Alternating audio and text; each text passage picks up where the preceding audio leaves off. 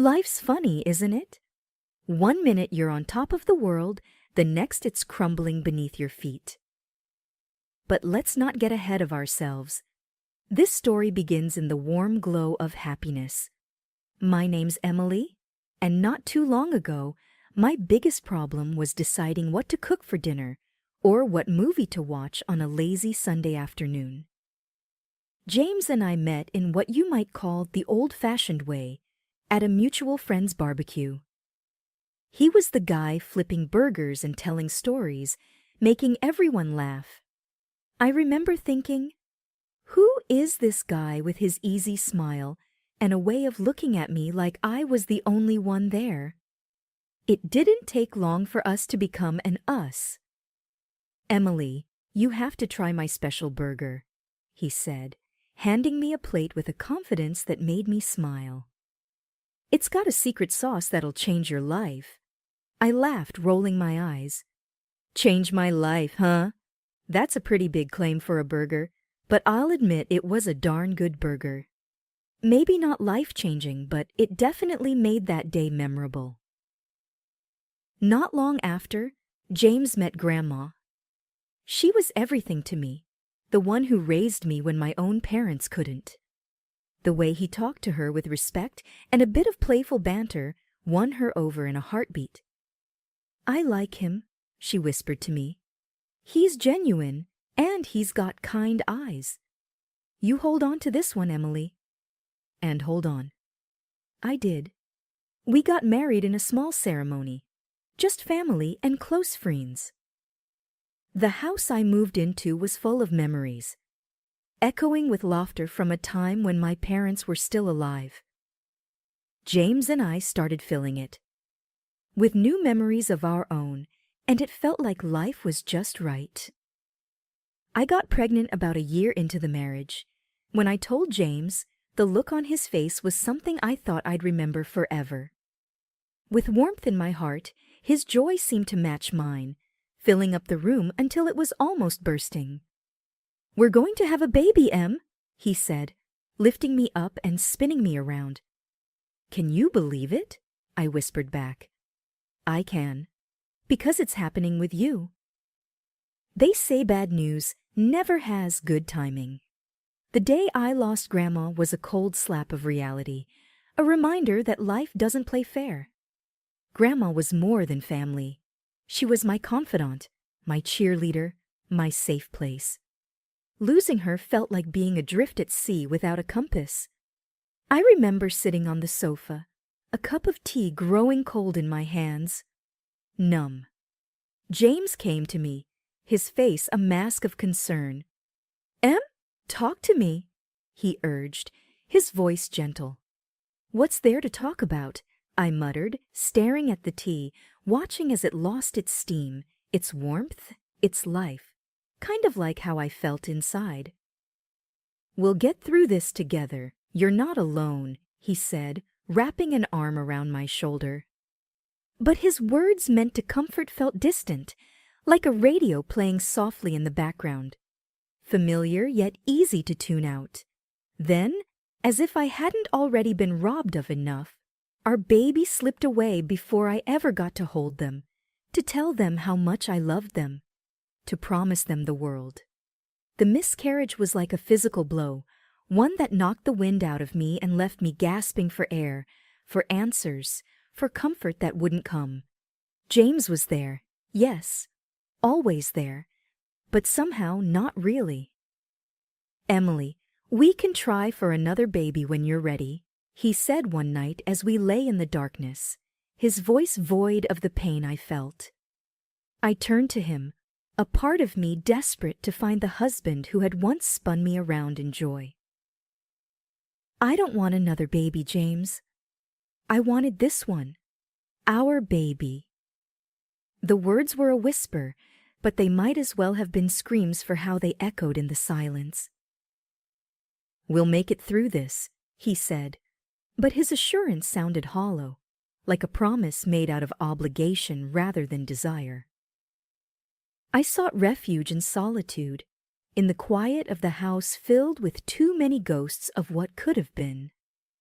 Days melded into nights, and I lost track of time, lost track of myself. James tried in his way. "Let's go out, see people. It might help," he suggested one day, his hand resting lightly on the back of the chair I was slumped in. I shook my head, my eyes fixed on a crack in the wall, a blemish I hadn't noticed before. "I can't face the world, James. Not yet. The world is where the pain is, Emily."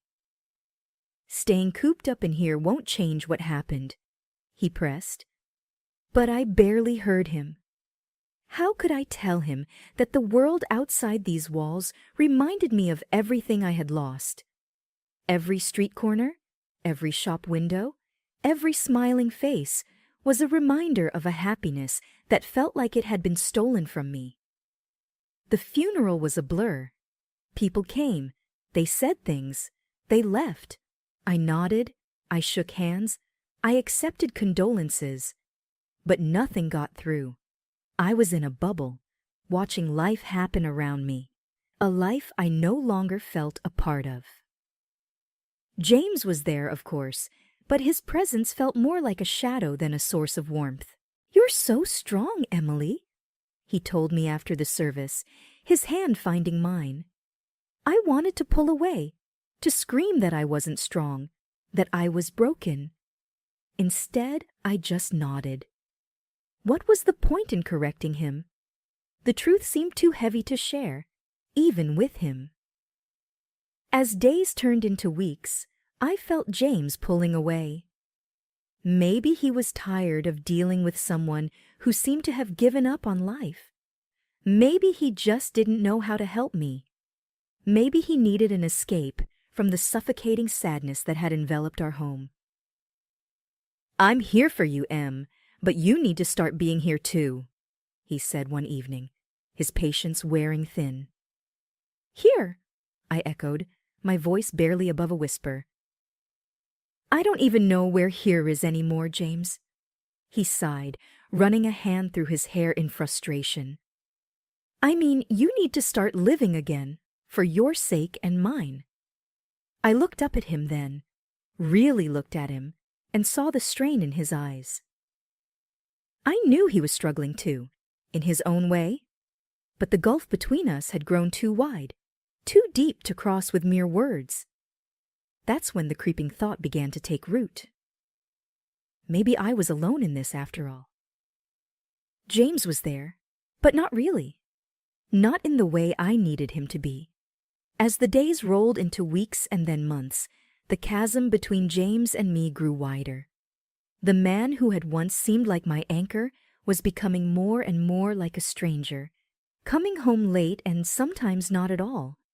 It gnawed at me, this feeling of him slipping away.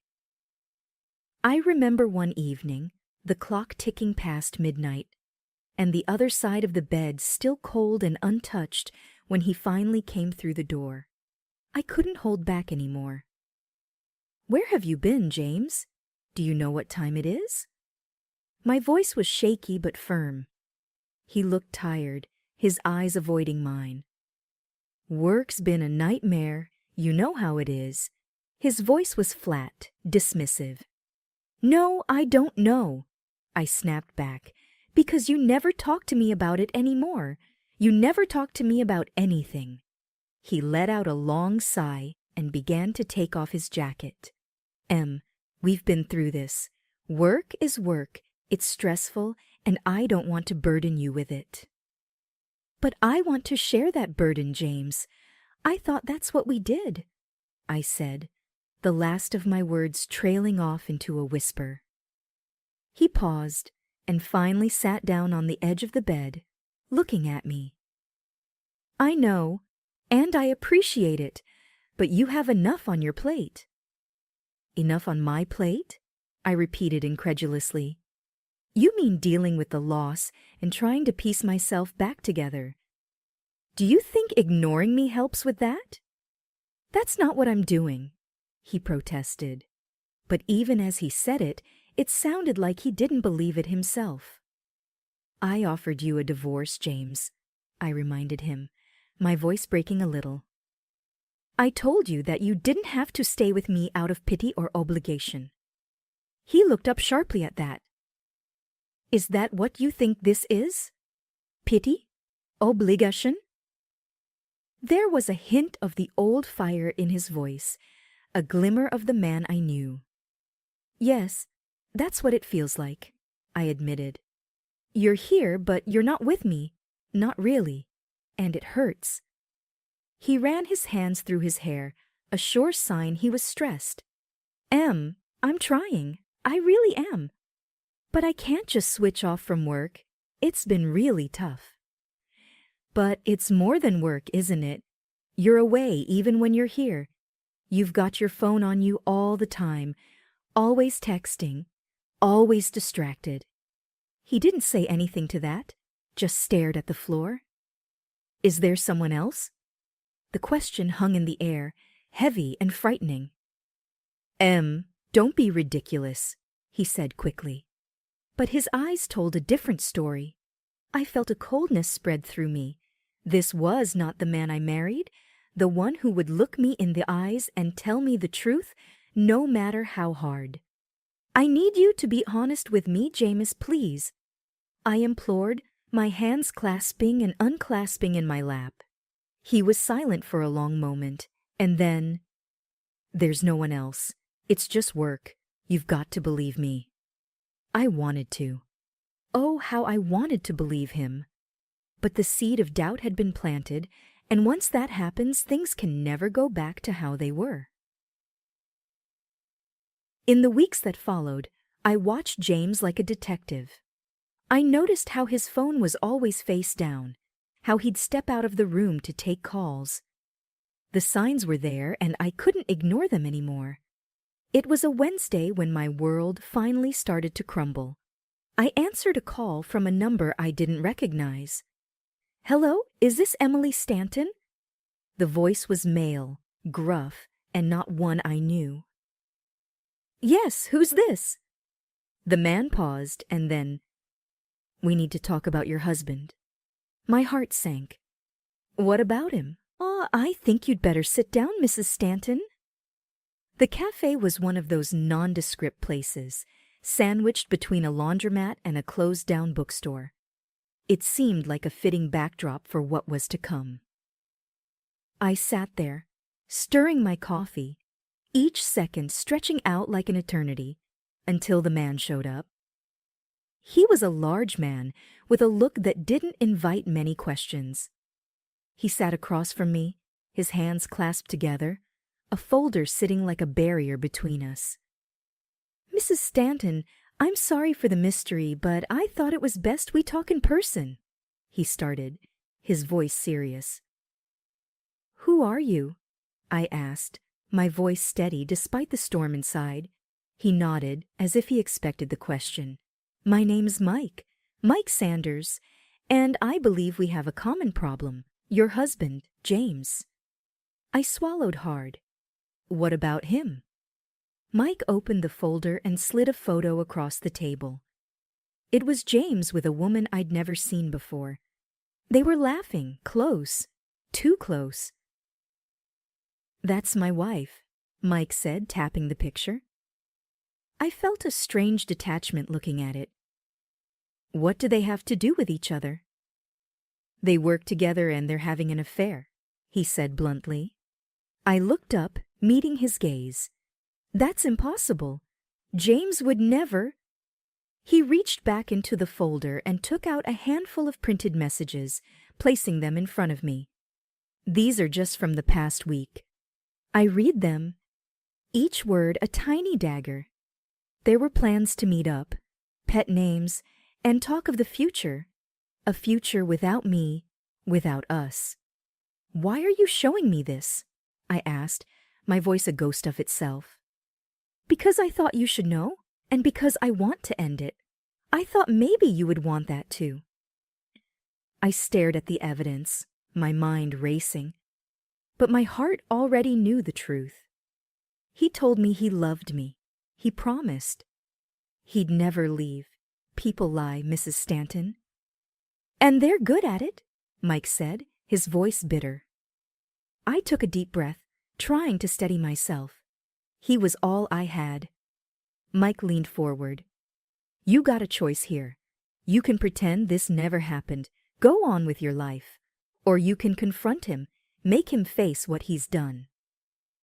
And what about you? I asked. He sighed, a heavy, weary sound. I'm going to divorce her. She can have him if she wants. I just want out. My hands were shaking as I gathered the papers, folding them with care. I didn't feel... I began. What are you going to do? Mike asked. The answer surprised even me. I'm going to fight back. Mike nodded. Good. If you need anything, evidence, support, you let me know. Thank you, I said. But as I stood up, I felt anything but thankful. My life as I knew it was over, and it was time for me to figure out what came next. That day, the sun hung low, a glaring eye that seemed to watch over the unfolding scene with indifference. I was waiting on the porch when James's car pulled up. His step was light, too light for a man coming home to a crumbling marriage. He caught the look on my face as he approached. What's with the gloom? He asked casually, as if my scowl was just another part of an ordinary day. I held up one of the photos silently. His eyes flicked to it, and his smile faltered, but only for a second. Oh, that, he chuckled. I see you've met my other woman. I felt a hollow laugh bubble up from my throat. Is that all you can say? Oh, that. He folded his arms and leaned against the porch railing. What do you want me to say? That I'm sorry? That it was a mistake? Because it wasn't. I'm not sorry, and it was no mistake. Why, James? I demanded, my hands clenching the photo so tight the edges crumpled. He laughed, a cold, heartless sound. You were convenient, you know. A nice house, a decent bit of savings. And when your grandmother passed, well, that was just icing on the cake. I recoiled as if he'd struck me. You think my grandmother's death was a financial gain? Why else would I stick around? He shrugged, especially after, you know. He paused, eyeing me with a cruelty I hadn't seen before. After the kid. I shook my head in disbelief. And you hoped what? That I'd off myself in grief? Would have made things simpler, he quipped. His words were like acid, burning through the last vestiges of the life I thought I knew. You're vile, I hissed. You always were.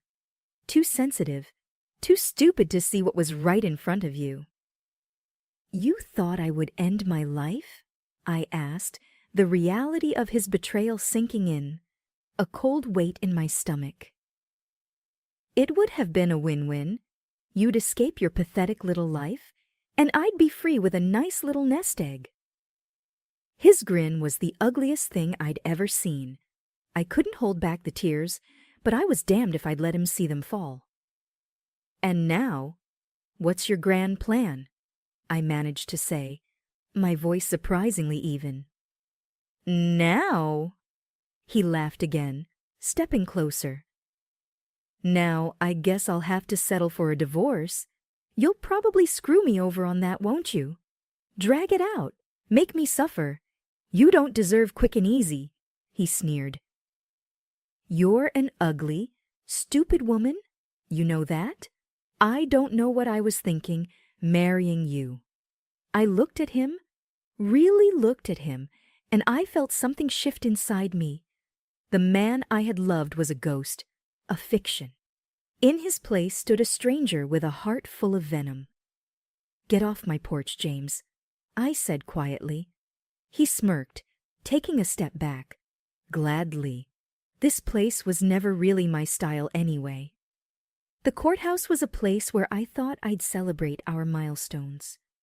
Instead, I walked up its steps to dissolve the very foundation of my marriage. Mike was right beside me, his presence a silent support. I had the papers in my hand, feeling the weight of every word that testified against James. Mike carried his own set of damning evidence, a mirror to my betrayal. Our steps echoed in the empty hallway, a march towards a verdict we both needed. Inside the courtroom, the air was stale, heavy with the burden of judgments past. James and his mistress, Mike's wife, were already there, a tableau of guilt. "Mrs. Stanton," the clerk called out. I stepped forward, handing over the sheath of papers that detailed every misstep of my husband's affair. The judge surveyed the room, his gaze lingering on me, then on Mike. "You have evidence to present?" he asked, turning to James and his co-defendant. Their answers were a soft murmur of legal ease, no contest. The judge took his time reviewing the evidence, his expression unreadable.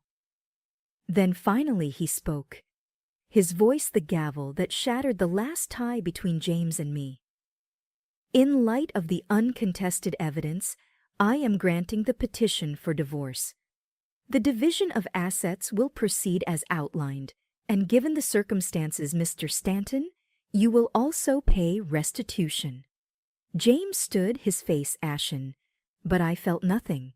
No victory, no joy, just the hollow end of a chapter. Mike met my gaze, a silent question in his eyes. Had it been worth it? I could only nod. It wasn't about winning or losing anymore. It was about setting the record straight, about reclaiming my dignity from the ruins James had left behind. The courtroom's heavy door swung closed behind me with a sound that felt final. Mike and I found a quiet corner in the bustling hallway outside. "So it's done," Mike said, his voice a mix of relief and something else, maybe sadness. I nodded, the reality of the situation settling in. "It's done. They didn't even put up a fight, did they?" "No," he sighed, looking down at the floor. "They knew there was no point." I thought about James, about the love I thought we shared, and how it had all been a lie. "Do you think they're sorry for what they did, or just sorry they got caught?" Mike's gaze met mine, steady and sure. "Does it matter? They're out of our lives now. That's what counts." I let out a long breath, one I'd been holding since the day I got that call. "I guess you're right. I just didn't want it to end this way." "Nobody ever does," he said. "But you stood up for yourself. That counts for a lot." The weight of the papers in my bag seemed lighter now. Justice or something like it had been served. It didn't undo the past, but it cleared the path for the future. "I just want to move on," I admitted. "And you will," Mike assured me. "This is a fresh start for both of us." I managed a small smile. "A fresh start?" I echoed. We walked to the exit, the light from the doors growing brighter as we approached. Outside, the sun was shining, and the world moved on, indifferent to the small dramas unfolding in its midst. "Emily," Mike said as we stepped into the daylight, "what will you do first?" I thought for a moment. "I'm going to go home, take a long bath, and then I'm going to start planning my future. One step at a time." "That sounds perfect," he said. "And if you ever need a friend, you know where to find me." I looked at him, grateful for his unexpected friendship. Thank you, Mike, for everything. The days following the divorce were quiet. One afternoon, as I was sorting through some of Grandma's old things, the doorbell rang. I hesitated for a moment, half expecting the past to be on my doorstep. But it was just Sarah, my neighbor. "Hey, Emily," she greeted me with a warm, if somewhat pitying smile. "I heard about everything. I'm so sorry. I brought you some casserole. I figured you might not feel like cooking." I managed a small laugh. "You figured right. Thanks, Sarah." We settled in the kitchen, the casserole warming in the oven, filling the room with a homely scent.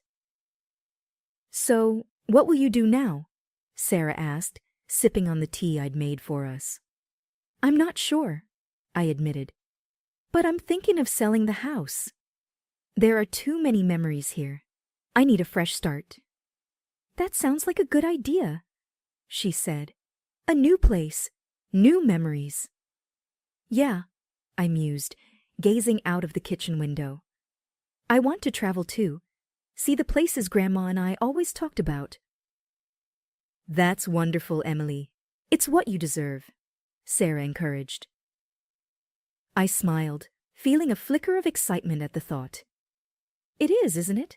I spent so long living for someone else, trying to be what James wanted. It's time I lived for myself. Sarah reached across the table, giving my hand a reassuring squeeze. You've got this, and who knows, maybe along the way, you'll find someone who loves you for you.